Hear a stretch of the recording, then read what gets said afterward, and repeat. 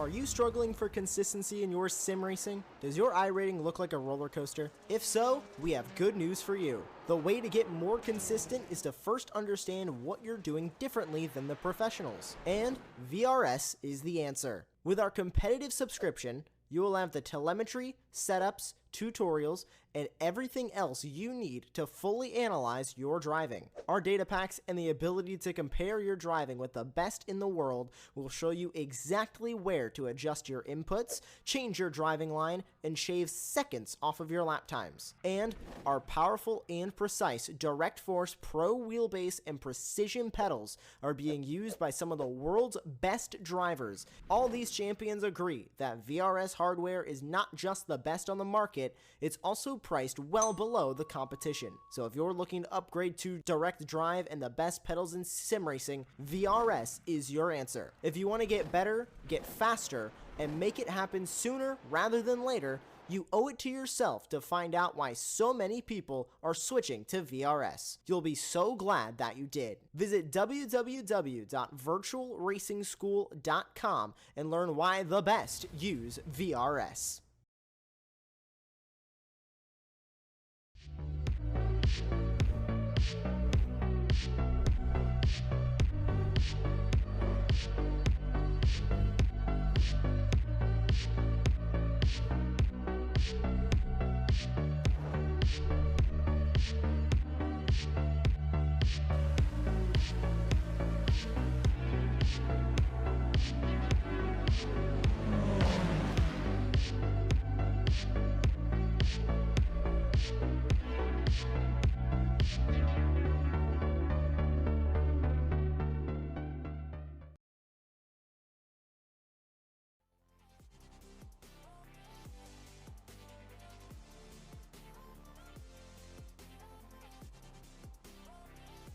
Hello and welcome, as it's the Sunday night, well, penultimate rounds this evening for the Weekend Warriors here at Apex Racing TV. And this week we head to Road Atlanta. Well, two road courses to end it off with Road America and then Road Atlanta tonight. But let's have a look at the championship standings before we get into proceedings for night. Qualifying ongoing in the background right now. Christian Kabanka leads the way. I mean, he's been dominant this season in Spec 1. And no one, the two reigning prior champions of Green and Overstreet left floundering practically in his wake, of which they lie second and third respectively in the championship. And well, they're well ahead of Michael McConnell, who's having a real cracky season. So is Thomas Renders, who's had a season to remember, shall we say, with his best ever finishes. Jason Sixth, Alessandrini, Hamanda, Soto, and Zerves rounding out your top 10. Although keep half an eye on Alexander Wenger in 11th because he has come on board only recently and throwing great shapes. Benjamin Harris, he leads Spec 2, but that margin has been dwindling across the season. Paul Stevens has cut it down to just over 30 points. With Jeff Saunders lying in third, Fernandez fourth, then it's Bottas, Verrouge, Steno, Scriven, Montgomery, and Rick Wishon lying in 10th. And again, that 11th place driver, one to watch out for, of Nico Witcher. Another new driver has come on board and really throwing some shapes out there. As for Masters, well, it's been another dominant display here. Jörg Marni. And let's not forget, this driver has not just finished, won his category, but also Masters as a whole. They have finished on the podium overall. I haven't counted that because it's so many. 6 times this season, including last time out, Phillip Island. Jörg Marni took the overall victory. I mean, some may be surprised that he's only 130 points nearly ahead of Alan Degassius. However, it's just been that absolute dominance, and Degassius has only really come alive the second half of the season, registering so many seconds. Antonio Race lies in third. There's Murakami, Coffey, Ray, Toms, Brewster, Laurie, and Borbot to round out the top 10 over there. But well, joining me now, a man who definitely does not put the petite into Petite Le Mans, Charles Bachal. Welcome. Jeez, thanks, Neil. Miss 1 week, I come back and I just get all kind of grief, and I miss Jörg Marni a master driver race, which is what I've just been hoping for. And I've just obviously team duties kept me from being here last week. But man, obviously, what a great drive! And this is as we're sitting here looking at qualifying here at Road Atlanta. I'm reminded of the last time I think we were at Road Atlanta. It was one of the craziest races we've ever had in Formula Ford, Hmm. where we had at one point in time the top six drivers were all Masters drivers. We had a six-car collision um, amongst the lead pack coming out of the turn 10 and 11, the back end chicane, as we see as where they're Jason Green heading down to that section of track now. So just a crazy race, and it wouldn't surprise me we had another one very similar today. It wouldn't surprise me either. You're not wrong there. I mean, it's been it's just been one of those seasons that you can feel like something like that brewing. And it was Antonio Racing, but he made his way through that melee of that big incident, coming out of the chicane just before the Fox Factory Bridge, and in the end he just walked all his way to victory. As there was no one left standing to even challenge him. I think they were already something like about 5 or 6 seconds clear of the chasing pack behind. So, well, I mean, if we see something like that again today, I mean, who's going to make it through? However, look who's top of the timing sheets though, Charles. Yang Shi Lin. That's someone to really be reckoned with. Yeah, Yangtze obviously is really good form here lately. We talked about it a lot with the Spec Racer.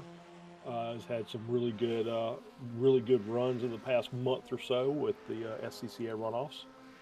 He's always quick. He's always one of those drivers that you look for at the top of the board, and when he's not there, you say, okay, wonder why. So yeah, but so it's him and Green, Simpson, Kabanka. Obviously, Kabanka's just having a fantastic season. Overstreet, Ball, McConnell, Leone. So there's a couple of new names in there. But McConnell obviously at P7 in qualifying so far is having a really good run. He's really picked up his pace as well. So it's good to see him up. And DeGassis, Monty, and Race right there at the very end of the top 10. Normally you see one of those guys up toward the top of the tower, as we talked about with Monty last week. But they're kind of struggling a little bit. So it looks like these Spec 1 racers are out for blood today. It looks certainly that way indeed, doesn't it? Occupying the top 8 positions. Luca Ione, I never knew. That's what we've seen in the SRF Weekend Warriors, but making the transition across into the Formula Fords today. And, well, who could forget? I mean, last week, you talk about Yang Shi Lin, and, when he's not up there, you question why. They got caught out last week in the SRFs at Alton Park, where not on point in qualifying and just could never really make up the gap. And I think he finished standing 7th or 8th in the end, despite creative pit strategies, but couldn't quite make it work. One to watch out for, Chris Simpson as well, I feel, because had a great synchronized spinning there. Alan Degassis, and I think the other one may well have been. Was it? Well, he's not showing us come off the pit thing, but off the track. But I'm sure Antonio Race I caught just having a bit of a spin with him there. Well, that could be Bradford Gould, in fact, but potentially. But anyway, by the by, yeah, I mean, Simpson ran incredibly well. Came off the track, didn't maybe have the result he would have hoped for, most certainly. And then we've got the likes of Alessandrini well down. He's 12th at the moment. And it's just shoved absolutely everyone much further down the pack than where we normally come accustomed to see them this season. That's true. Yeah, it's like I said, it's kind of weird. You see some guys up there toward the top, some struggle a little bit, and yeah, it just may be this track. This is one of the as road courses go here in America. This is probably one of the tougher of the tracks to try and get your hands around. It's very tight. Lots of very tight sections here with the S's coming out of that blind entry chicane at the top of the hill, turn 2 and 3. After that, after turn 1, which obviously it feels like you're just on the edge the entire time coming through there. This is what turn 1 is where I always struggle. As we see Fernandez coming down here at the start finish line. It just feels like you just have to carry so much speed and keep your momentum up here. And it's just really tricky to try and get it just right off the apex, but very nicely done there. Control the speed well, and then here's the blind entry into the chicane. It's an off-track central right there. A lot of people just get that wrong, and they either go wide or they cut that corner just too much, which A, upsets the car, and B, gives you the off-track, and they don't have a lot of those to work with here during this race. No, they definitely don't, do they? And I do wonder, Charles, whether this could be one of those races where I see one or two drivers with drive-throughs. Philip Fernandez, that's going to invalidate his lap.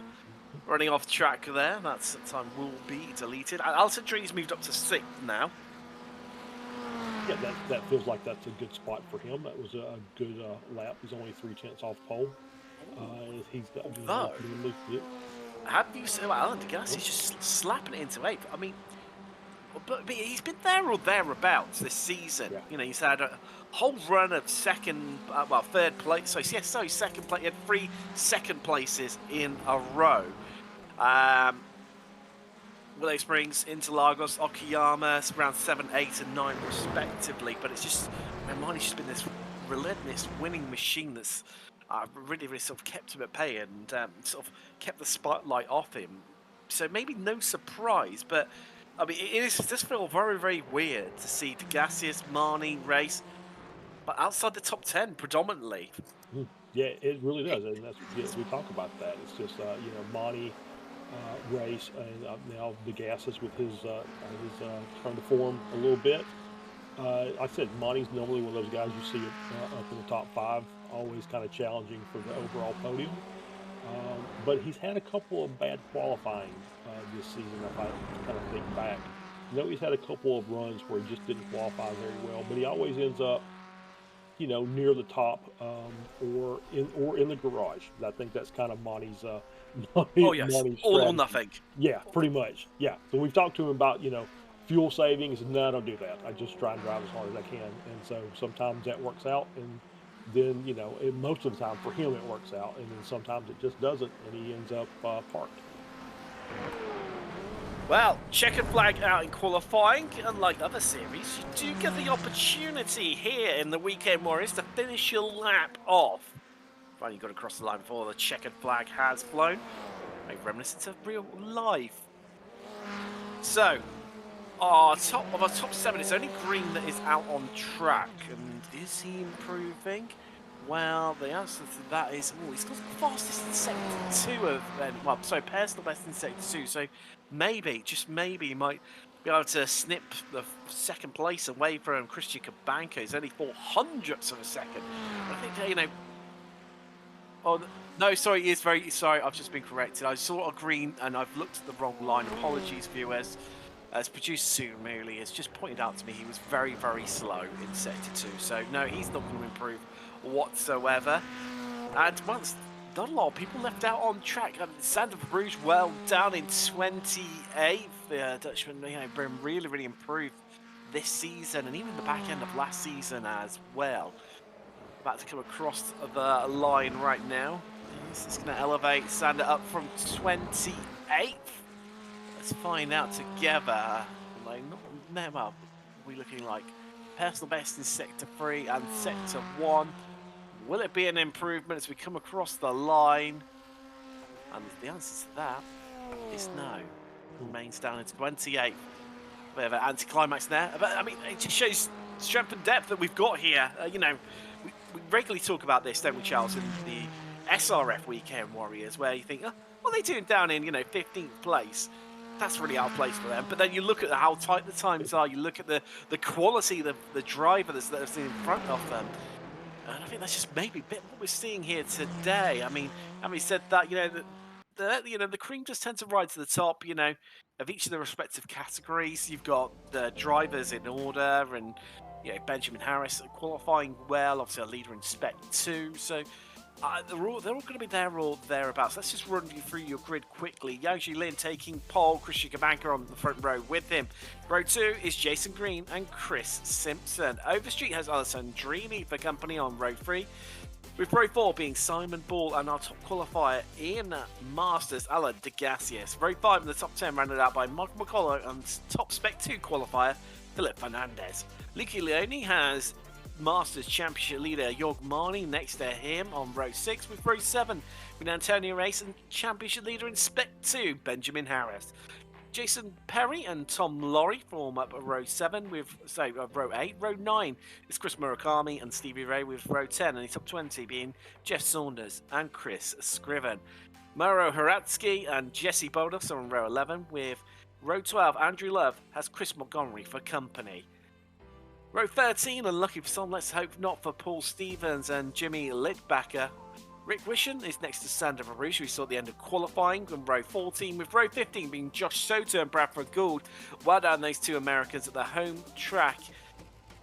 And Spec 1 drivers as well. John Toms and Gary Walbolt on row 16. Row 17, and Bradshaw didn't have the best of qualifying with Jeff Cantor.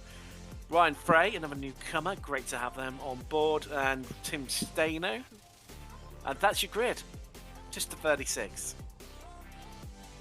And I've raced through them, Charles, and I've realised we've got a whole pace lap.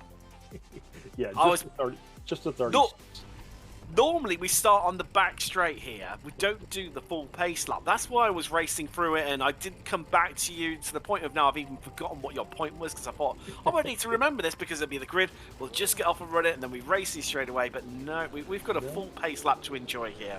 Yeah, so we talk about this just a 36 car grid because we're used to seeing 50 cars in SRF, which is our next event. But 36 is probably double the official size, or official grid for one of the official races here in the Formula Ford, and this is I think twice as long as the official race. So it makes for a little more strategy and a little more traffic, and what makes really for an exciting race. And these cars, as you said, these drivers were said, pretty tightly packed. I think at the top 15 we're in a second off pole or something like that. So yeah, we're going to look to see who's going to try and get out front and be the rabbit for the race, and who's just content to stay back and say fuel. Like obviously we know, Jason Green will be fuel saving from the time the green flag drops until the checkered flag. So that's one that we'll just kind of watch and see how he progresses during the race. Obviously, starting P4, he's in a good spot to just kind of lay in wait until the second half. So I think there's a couple of guys that are a little further down that you'll see really working hard to try and make up some ground. Yeah, there's definitely going to be, but then they're going to ask the question, haven't you, about strategy and such like. How do you play this one? Do you play a bit more conservative? Sit in your groove, or do you look to make that progress? It's a bit of a tricky conundrum at times. I tend to find. I mean, I'm more of the try and sit there and hold on tight and make sure I don't lose the pack. But you never. It's always a tricky conundrum. It is, because this is not, there's only really a maybe 2 or 3 spots where you could really just kind of lift and coast and draft. Obviously down the front straight, start finish straight, that back straight between this turn 7 or /8 down into the chicane as we see them coming through there now. And then the rest of it is, you're really trying to just keep the momentum going through the tighter sections of the track. Here we go. Double the length of officials, double the grid. That's the Weekend Warriors, and they are green, and they are racing down the turn 1, and we're already 4 wide here. Hold tight, everyone. Well, they slot that down just to the 3 wide, and they almost touch wheels. Lynn and Kabanka as we head up the hill for the first time. Still side by side, 2 long lines throughout the whole pack. But Lynn takes the lead. Wow, I thought that was going to... Yeah, 4 wide to start. I mean, it's hard enough to get two wide through turn 1, and they're just, I think a couple of guys said, you know what, I don't think this is worth it on lap 1, and wisely kind of backed out of that situation. Well, if you... Oh, there's a spinner in the background. Someone's off. I think that might be Jeff Saunders. Yeah, yes, it is. Yeah, that's another. Ooh, as we see the walk up right there, the Bruge. And also, I think it's like Jimmy Littbacker. Jimmy Littbacker has been involved in a separate incident. It's Josh Soto there in the 12 machine, and everyone just tripping up over one another on the exit. Before we head off down the back straight, and Soto parking it on the outside. Meanwhile, up front, it's all changed yet again, and we're 3 wide. Down into the hairpin before Lynch just backing out of it, losing out big time. He's gone from the lead, Charles, down to 4th, back up to 3rd now. This obviously with tight pack racing early here. Everybody's trying to jockey for position. You can see the power of the toe going down the back straight. So Lynn was able to got passed by 2 or 3 cars, but was able to fight back on the inside of that chicane and get one of those positions back. For now, Charles, Alessandrini looking on the attack of Lynn. Meets early state. Oh no! That's Antonio race around. Oh wow, he was up there right outside the top 10, battling. Let's see the replay here. So we got on the inside. Just loses the rear end of the car.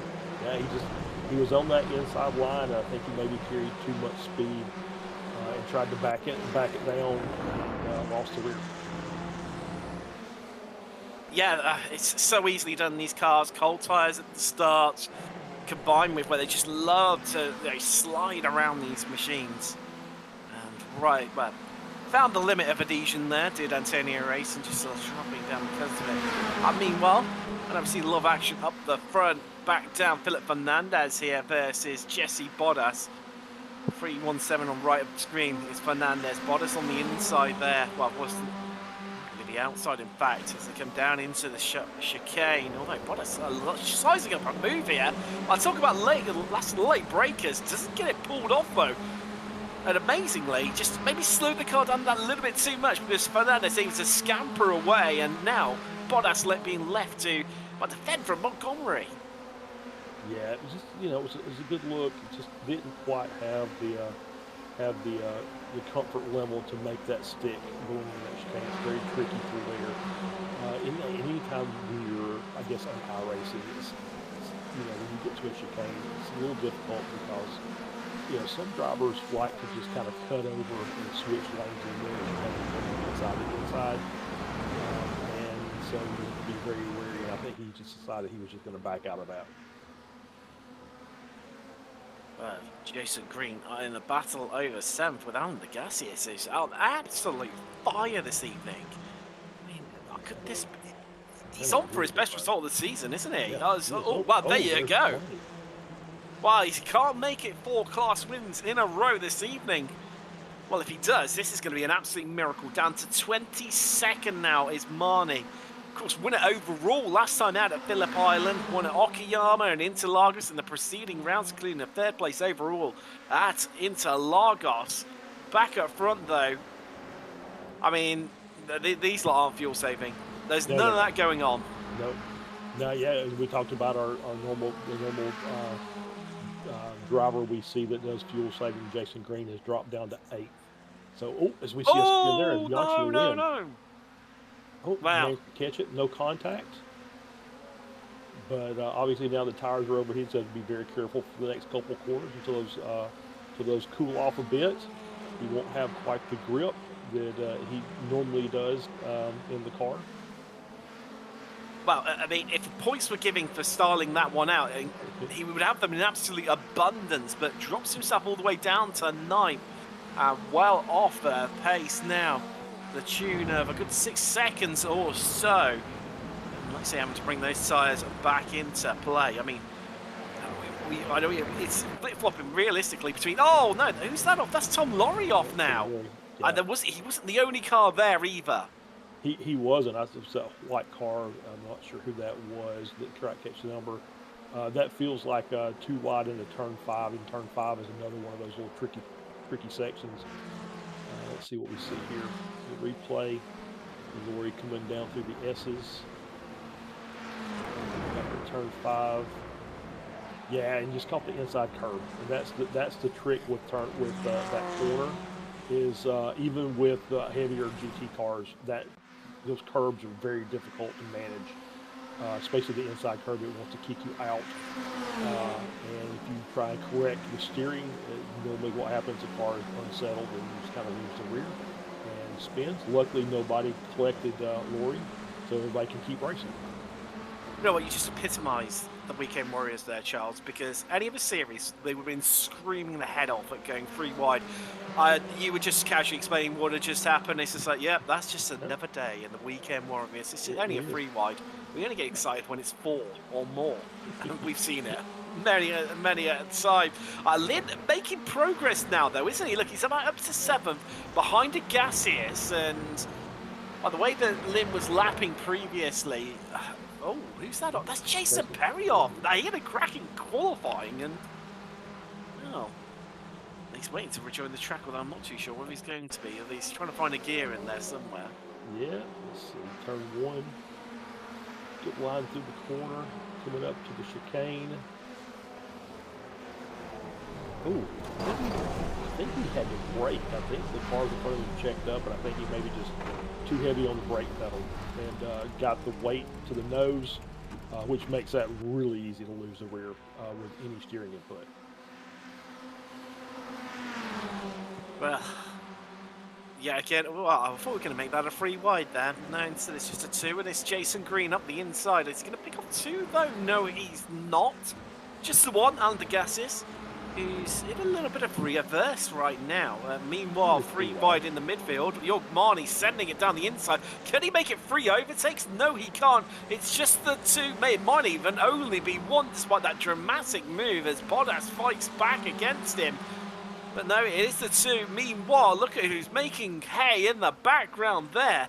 Coming through. That's Tom Lorry. And that Lorry electric livery. Yeah, obviously you can see these guys that qualified really well, that had the spins of just here lately, are just now working their way back up to the field. They've got the pace, and it's just a matter of picking the cars off and finding the right line. With Bottas off, that's out of the chicane, I believe it is. He wasn't. Yeah, that's good. And I think Rick Wishon maybe as well was caught up in that too. Yeah. Yeah, there you go. One. Yep. That's. Yeah, I think that's got to be Wishon. Yes, it is. Wow. Smiley just literally just turned to it instantly and caught it all. Scriven. Struggling to find the grip up on the curbing there and trying to get out of the way. Meanwhile, we've had a change to Lee Simpson now ahead of Kabanka. There's our top 3, but they're pulling away. It's such a dramatic speed. They're doing 129 frees, roughly. Put that in contrast, Overstreet, there she is. She did a 129.7, and she was the only other driver in the 129s. The rest, you're looking 130.3s for the next group behind that Lynn's currently leading. I mean, that's a relentless pace. You could not deny it, and that's what they pulled off. It is. They've set out. They got some clear air. They've finally sorted themselves out up in the front, and were able to pull a nice gap to Overstreet with Ball in tow there. Lynn is another 2.5 seconds behind them, but obviously he'll be trying to work his way back forward, and you see Green leading that pack of 3 there. I mean, yes, he may well be 7 seconds off the pace, but you know, anyone who's a regular viewer, and we know especially, you don't discredit this guy because he just pulls something out of the bag strategy-wise where no one else seems to be able to, and I just don't know where he finds it from. Well, clearly, lots of practice is the answer to that one. Yes, but it's just fascinating the way he just can take so much less fuel compared to everyone else. It's absolutely fast. Oh, well, I think Marnie was going very slow off the exit out of 7 there. Fernandez bumped in the back of him, where he just didn't seem to get going. Is this going to be a half spin? I think it is. Yep, did get loose there, had to catch the car, and then we got loose again. I think that's probably. Oh, and then was just kind of in the racing line there on the exit of the corner, and just nowhere for Fernandez to go there. So yeah, I think the first little half spin overheated the rears, which helped him turn it around for the second corner there in that little complex. And like I said, when you're there in the racing line on that exit, you're trying to go as wide as you can on the exit there, and just nowhere for Fernandez to go. Gives him a Marty. little tap. Oh, That's wow. what- That was a with big that. incident.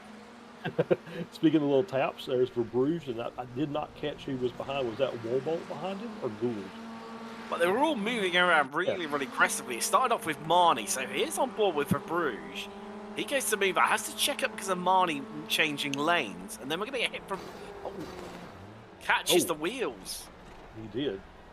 Still didn't catch who that was, that light blue car. Bradford Gould. Gould. That's who it would have been. Yeah, so Gould, I think, obviously was on the outside and checked up, and obviously again, no place for Bruges, who had a head of steam coming through there, and just wheel contact, and then you kind of saw the car get lifted. Well, we're now 8 laps in, just over quarter of race distance as Murakami just getting passed there by Stevie Ray. Let's have a bit of a sit rep and work out where we are. So Kabanka leads from Simpson and Alessandrini. Those top 3 seconds clear of Overstreet and Ball. Lynn now bridging that gap, hunting them down, but it's going to be a long, tough afternoon for him. Algacius leads in Masters, with Ray now in 12th and 2nd in class, with Murakami rounding out the podium spots as we stand at the moment. Harris, well, not only is he your championship leader in Spec 2, but he is leading the class here today.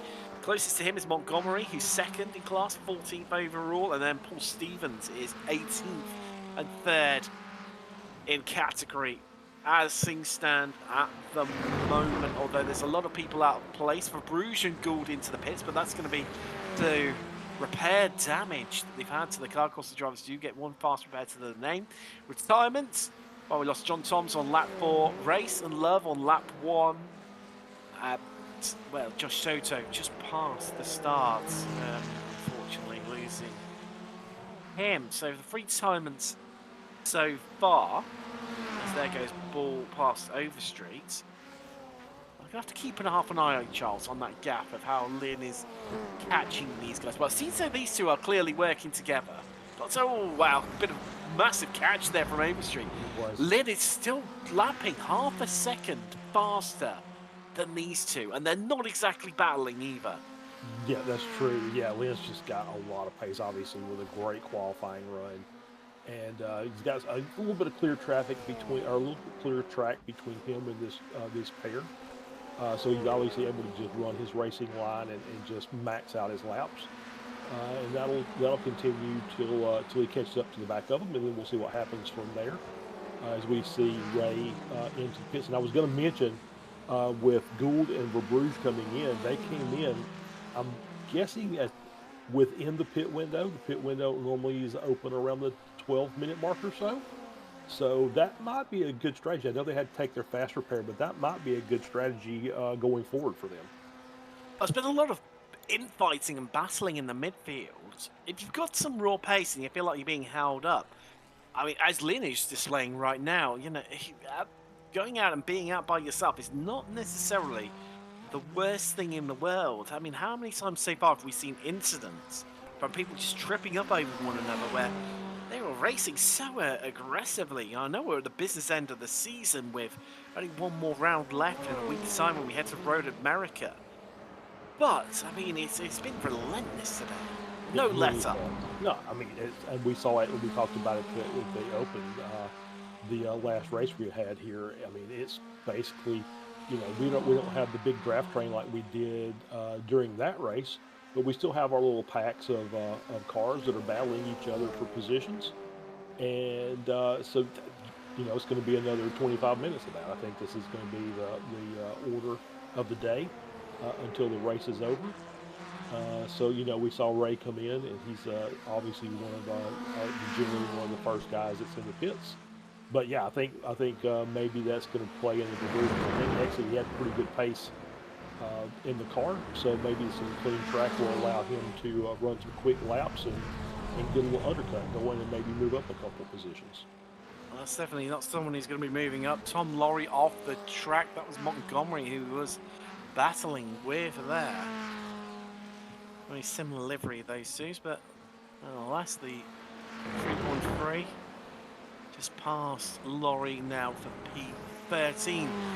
Montgomery is up 11 spots. However, it is, well, I was going to say Gary Walbot, but no, it's not. It's Tim Staino who's up 16 right now into 20th. Currently has the, well, what I'd love to coin, the Andreas Bertoni Award for most places gained.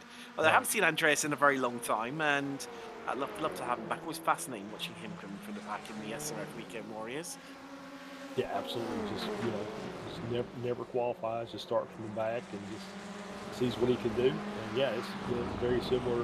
That's what Stano did today. Normally we see him on the grid with a qualifying time, but today he decided, what, maybe he just wasn't comfortable with the track, and decided, I'll just kind of ride around in the back and just see what I can pick up during the course of the race. And so far, done a really good job. Did an exceptional job. Seeing the different lines there through turn 1, Charles. Green seems to be really sort of carrying the momentum, nowhere near as tight as Degassis behind, who was favouring a much more, shorter distance style through turn 1 compared to Green's. Let's drift a little bit wider and just use the momentum to carry it through the corner, and I'd be interested to see how this plays out between the pair of them, and just how much. I mean, Green is looking off the pace, 10 seconds, Charles. I know he could gain a lot in the pit stops, but I don't think that's going to be race winning today. Yeah, I think 10 seconds is a lot to try and make up for, but the next set of cars is 5 seconds, and even that kind of feels like a stretch at this point, as we see Lynn, Overstreet, Ball swapping positions, just getting that toe down the back straight. And so Lynn went from 6th to 4th in the span of about a kilometer there. This is the final season of 2023. Well, technically, obviously season 1 of next year starts, but only 3 weeks' time. Crazy stuff. I mean, to think we're already nearly in a new dawn. Big updates coming to the sim as well. It's going to be fascinating times ahead. Certainly for iRacing, and I mean, can you wait? I mean, doing this, Charles, in the rain, in future builds, that we have crazy races. I don't think I can physically cope. My heart and my mind with factoring in rain to a race in these cars. It makes me glad I'm sitting here in the broadcast booth. I'll just be honest. Oh yes. Oh yes. In the meantime, coming up on the channel in around about an hour and a half's time, we have the SRF Weekend Warriors heading to Sonoma for that one. That's going to be an interesting one, to say the least. And well, just seeing our leaders coming up on a little bit of traffic now. Yep, coming up on some back markers. Sonoma's it's a difficult track, just to be fair. And I'm sure we'll talk about it more in the next race, but it'll be interesting to see how those SRFs do there. Like a banker just taking the lead from Simpson.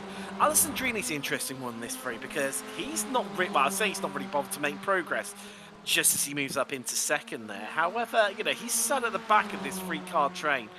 When it was even 4-car train, he was sat at the back of it before we lost Lynn off the tail end of it.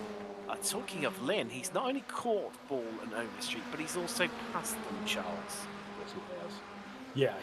Yeah, and he's actually, I think he's actually gaining time on the lead pack. So he's obviously running really well. So he gained a couple of tenths on those cars in the front the last lap. So he's not waiting around. He wants to get back up. He knows he's got the pace to challenge for the win, but he's just got to get back up there to him to be able to do that. And he's just really, I was going to say he's kind of towing them along, but I think he's actually trying to lose that Overstreet and Ball behind him. He's actually just trying to drop him.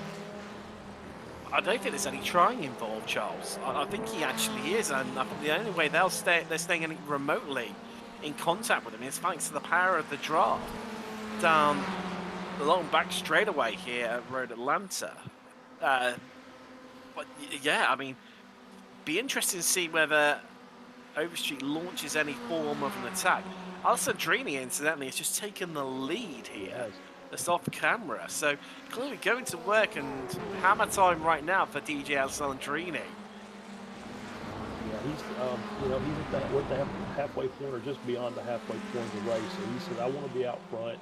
I want to be able to control when I can get to the pits and not be bothered with people that are in front of me, either slowing me down or anything like that. I want to be able to just control my own destiny here." And so he said, "I'm going to get out front. I'm going to lead a few laps, and we'll see what happens."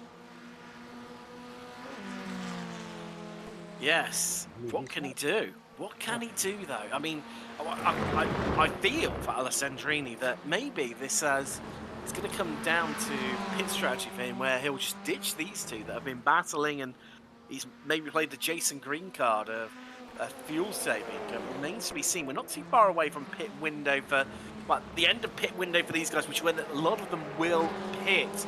That's coming up in around about, I'd say, about 6 or 7 minutes time. Yeah. It's going to be interesting to see. Yeah, it's getting close. So, it's this group, and I think actually Alessandrini is actually helping keep that group ahead of Lynn, Overstreet, and Ball in that second pack because the gap's kind of is basically stabilized at this point. So maybe Alessandrini was sitting in the back of this group and said, "Hey, I see those guys getting bigger in my mirror. We might want to go a little faster." Oh, good. Well, equal terms could well be. Do you know what, Alessandrini, you've sat about, you feel say long enough. When I let you come to the front, you can do the hard work. You can punch the hell in the air for all of us right now. And yeah, I mean, Lynn, he's gradually, bit by bit, pulling away. There is Harris, your leader in Spec 2, who's sat in, would say a little bit of a bubble by himself. Certainly is in class. Murakami, the car behind him. You have a back marker in between them right now. There is a Murakami.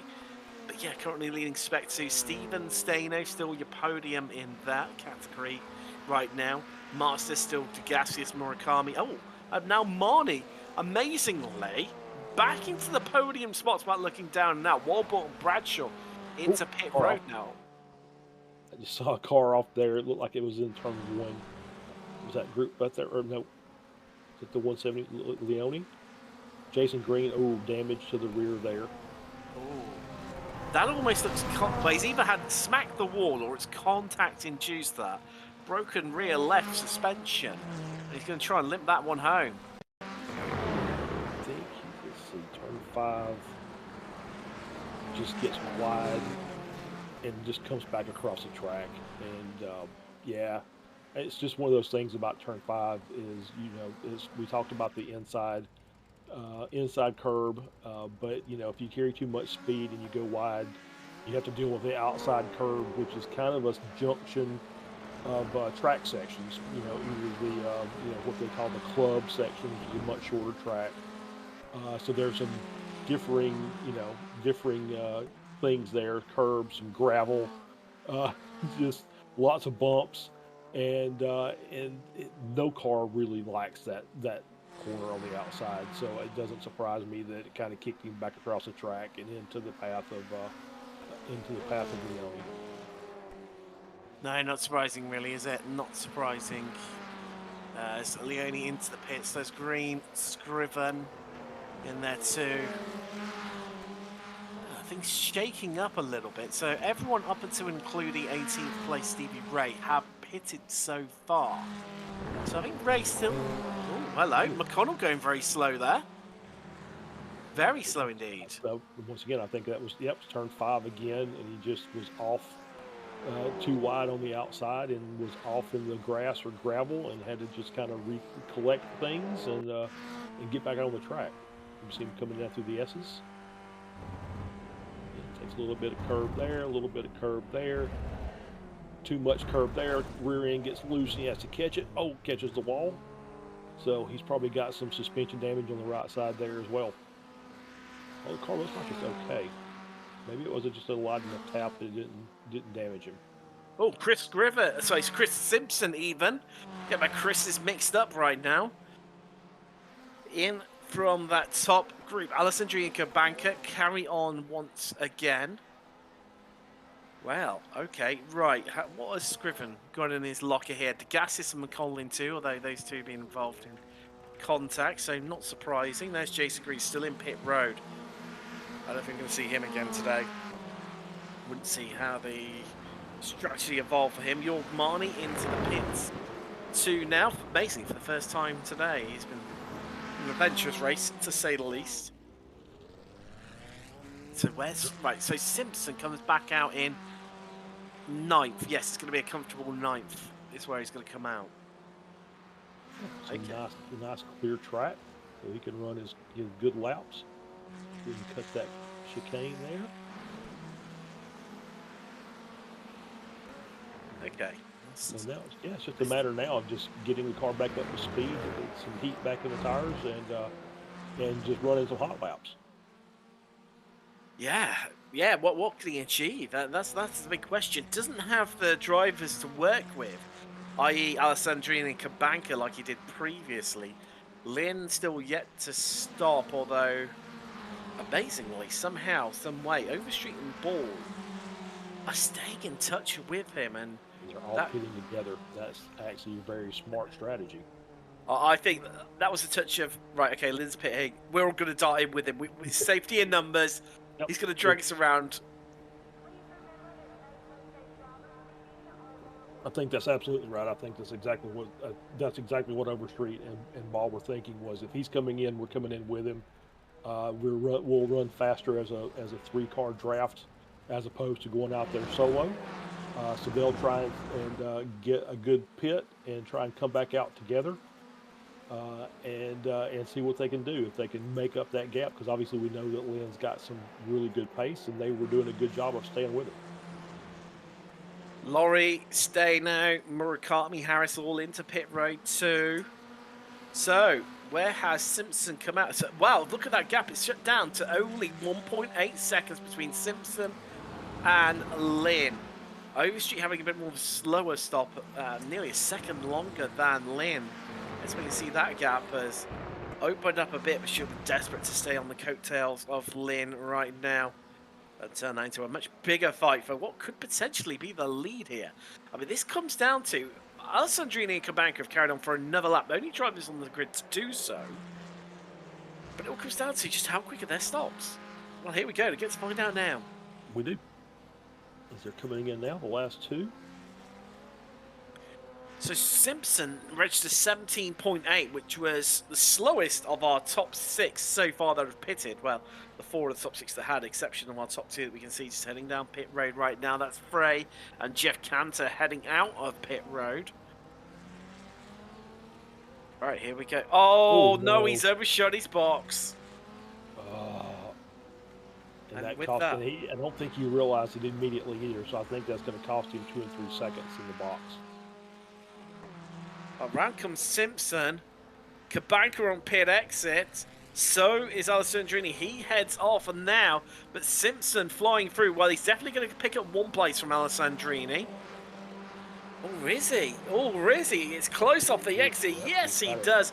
But Kabanka nails it, Charles. 15.2 seconds. That's incredibly short. That is a very, very short pit, and he's out there by himself now, so he has no drafting help unless they come up on some lap traffic, as we see there. I think that Fernandez in front of him. Well, surely the only strategy from Kabanka is, right, I've got short fuel. He was a second shorter in terms of pit stop than Yang Ji Lin, who had the fastest pit stop out of anyone in our top 6 right now, Charles. So the only thing I can think of for Kabanka is, right, okay, I smash saves them. I'm going to fuel save the rest of the race. I'm going to pray to God right now that Chris Simpson, Alessandrini, Lynn, Overstreet and Ball just have a streak fight behind me, all over second place. But already it begins. Alessandrini trying to get past Simpson. Lynn 8 tenths behind these guys. Overstreet a second behind Lynn, and Ball actually falling by the wayside. So I think he's going to be out of the equation. Is Simon Ball. Yeah, I think you may be right. It just depends on what the 3 that we're looking at here, Alessandrini, Simpson, and Lynn. Obviously, they're going to, if they start fighting, it's going to bring Overstreet back in. Then they continue to fight. It's going to bring Ball back closer. Although I think Ball he's going to have to come up with some kind of magic to make up that gap. Overstreet, however, I think has got the capability of making some good laps. Not quite at their pace, but if they're battling, that absolutely is an equalizer. Looking that way right now, all on top of one another. 3 cars, 2 places on the podium. Can Overstreet catch them? She's 1.7 seconds behind. It's not looking good. The Herd's joining the fight. There's a slow pass to Fernandez. Who's that off? I worried for a minute it was Kabanka. It's not. We're safe, Charles. We're safe. Yeah. It was Haratsky. Yep. Yeah, one of the back markers. Just I think maybe just was a little too overly aggressive in getting out of the way. It was off in the grass there. You see the power slipstream, can't you? You can. You can just see it. As you see here with Lynn making the move to the inside. And let's not forget, Simpson was getting a tow himself as well. Yep. Yeah, so this Haratsky is actually helping out Lynn at this point, giving him a little bit more tow. Because he's getting a tow still off of Alessandrini. But once we get up here to this corner, let's hope he just gets out of the way. Yep. Oh, no, not quite. No. Wow. There you go. That's going to cost Lynn all that hard work undone. Where Haratsky looked to hang it around the outside and backed out of it. He thought Lynn was going to cut inside, whereas Lynn was looking to follow him through. I mean, Haratsky's not exactly a slouch himself. Let's face it, I know he's well done the order. Yeah, obviously he's a good driver, but yeah, just, I'm not sure what I could have done, what he should have done any differently. I think he knows that they're coming through, and he just tries to stay wide. And maybe Lynn just got too close to him. He probably should have moved inside a little bit earlier to kind of signal that he is actually going to take him before the corner, and that would have given Haratsky a chance to just kind of back out of it. But once again, it's one of those that, when you're the back marker, there's really not a good thing. But he did the right thing by staying on his line and not trying to move over, because that's the worst thing to do. Tough one, isn't it? We've got Jeff Saunders into the pit, so that's going to be he stopped early in the race, so that's a splashing dash to get him home. Let's just take a quick look. We've got 6.5 minutes remaining of round 11 here from Road Atlanta. Really knows what I'm up to. Alan DeGassius leading Masters. There we go. He's 7th overall, and well, since Marnie dropped by the wayside after that's been earlier on, I don't think he's going to come challenged realistically for what's going to be his first win in Masters this season. Murakami 2nd in class, 10th overall. Ray 3rd in class, although does have Marnie behind him, and I was about to say catching him.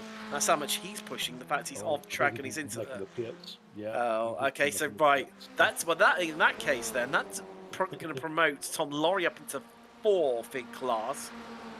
Kabanka's been caught. I was going to say that as I looked up.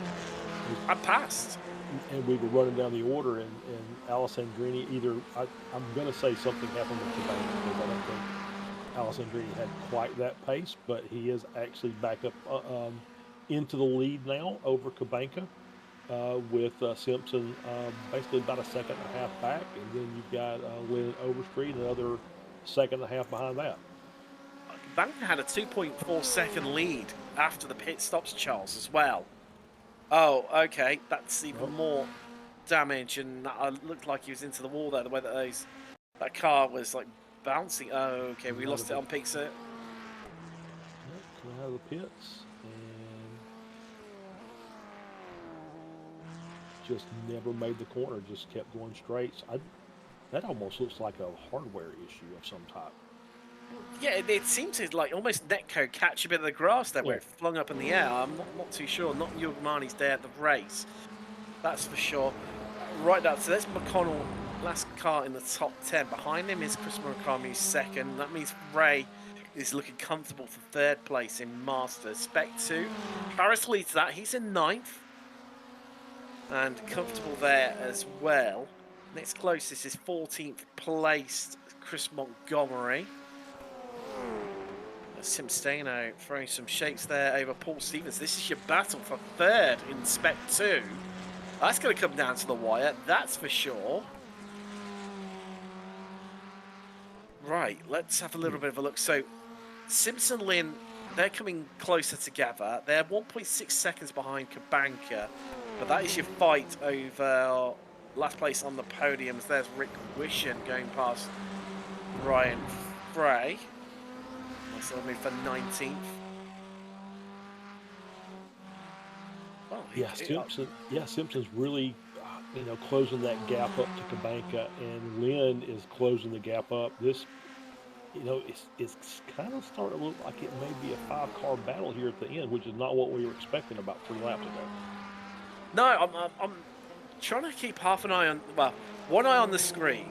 We've got this epic battle going on right now between Wishen and Frey. He will not leave it. Well held Ryan Frey. Good catch. Lovely stuff from him. I'm amazed how he managed to catch that. I'm trying to keep one eye on focus on what's happening on the screen, the other eye on our live timing to try and see exactly what's happening there as well. In all the battles we've got, key battles we've got going on. So that last place on the podium in Spec 2, the 2 separate fights, one for first place, one for third place overall, and thus in Spec 1 as well. And to me, it looks like Simpson and Lynn are being dropped by Alessandrini and Kabanka. And Overstreet now being brought into the fight too because of it. I think they started battling. I think that obviously we've talked about that. Is now that they're side by side, they're just making a bigger hole. Overstreet's able to just pick that up. They need to be single file. Yep, we see Simpson sliding back into 4th place. They need to be single file going through these corners. Otherwise, we're just losing tons of time to the cars in front. But Kabanka's still dropping off. He's now 1.8 behind Alessandrini. Oh no, that's great. So get that car turned around and get it going again. Well, so there goes. Yeah, that's a change for 30. I'm just saying, he looked comfortable there. Yep. Well, it's uneventful. Yeah, it's that inside curve there in that turn 8. Going on to the back straights. Just another one of those little tricky corners. Curbs will mess you up. Charles, Kabanka's lost a whole shot, loads of time. Look at this. I think he's massive. Well, like we suspected, he's massively underfueled. And right now, he's fuel saving for his life. They're all queuing up behind him. Lynn, Overstreet, Simpson. Who's going to just take it from him and storm past on board with Lynn? Kabanka in front, Overstreet behind, and Lynn is so confident that so early on he pulls to the left side of the track. There's a free wide ahead of them as well. It's all happening here. That's all over 19th place. That's Frey, Bottas, Gordon, Green right now, scrapping away. That sounds like it's. Oh, he's out. Yeah. He sounded like he was stuttering and just clutch in and bumbling along. Maybe he's still trying to fuel save just to try and stay in the top 5 to get as many points as he can. So maybe he's really just kind of just lifting it down the backstretch to save as much fuel as possible. Lifting coast there, coming onto the white flag. I don't see the lights on the dash anymore. I think he's actually maybe physically turning the car off, Charles. He may be. Just to try and just get this last lap done. Wow, drama right to the very end here. Now it was a freeway fight over the last 2 places on the podium. Alessandrini will walk away with this one. Who gets it? Lynn, Overstreet, Simpson. As I said, 2 podium places. 3 drivers in with a shout. They've got a massive battle in front of them too. That Gould, Frey and Green and Bottas battle, but I don't think they'll catch them. Lynn pulling away in these closing stages. Overstreet out wide. That's how hard she's pushing. But here we go, Charles. Down the back straight for the final time. Yeah, and I was gonna say they are gaining on Alessandrini, but obviously I don't think it's enough. But it's within, they're 2.5 seconds faster. Well, that's why Alessandrini just staying out of this fight in front of him. You can see what's happening. It's all kicking off in front of him, and he's got time to absorb it. He doesn't want to get caught up in any form of an incident, as much as it's slowing him up dramatically. Well, the three behind, they remain as they are, but Alessandrini is going to take the race win in round 11 here from Road Atlanta in the Formula Ford Weekend Warriors. Lynn and Overstreet second and third. And something happened to Simpson because he's dropped behind Ball and Kabanka. Oh, I think he's out too. He is, yeah, he's out of fuel also. Wow. He must have gone. I didn't look when we crossed the line, Charles. I mean, looking at the time now, it would have been incredibly close to going one more lap, and I think that's what's called a few of the drivers out here today. I think you're right. And yeah, I think I heard Simpson come over the radio saying, "Can I not get my fuel right?"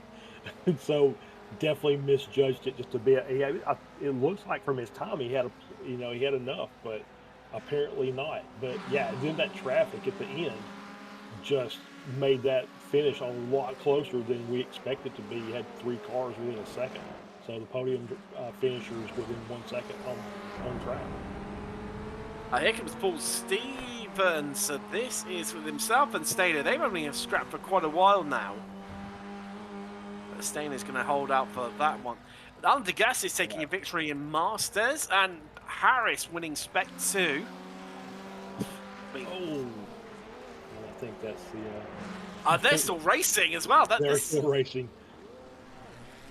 Of course, they crossed the line, Charles, didn't they? Just before the leaders did. Well, before Alessandrini did, because Alessandrini was sat behind all this lot, just trying to keep out the way.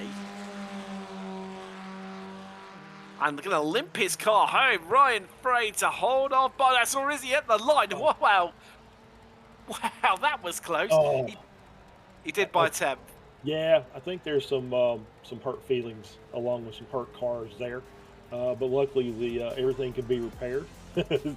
So they'll come back, I'm sure, next week, and it'll be just that more interesting. But hey, hats off to Tim Stano, starting in the back, finishing on the podium for his class, 21 positions gained during the course of the race.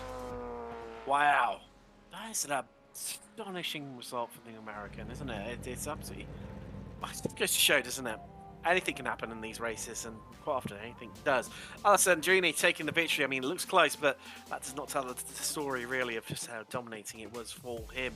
Yangji Lin in second, Overstreet third, then it's Ball, Kabanka, Simpson. Degassi is seventh, your winner in Masters, Leone. Harris, your winner in Spec 2. Ninth, running out top 10 is second place in Masters, Murakami.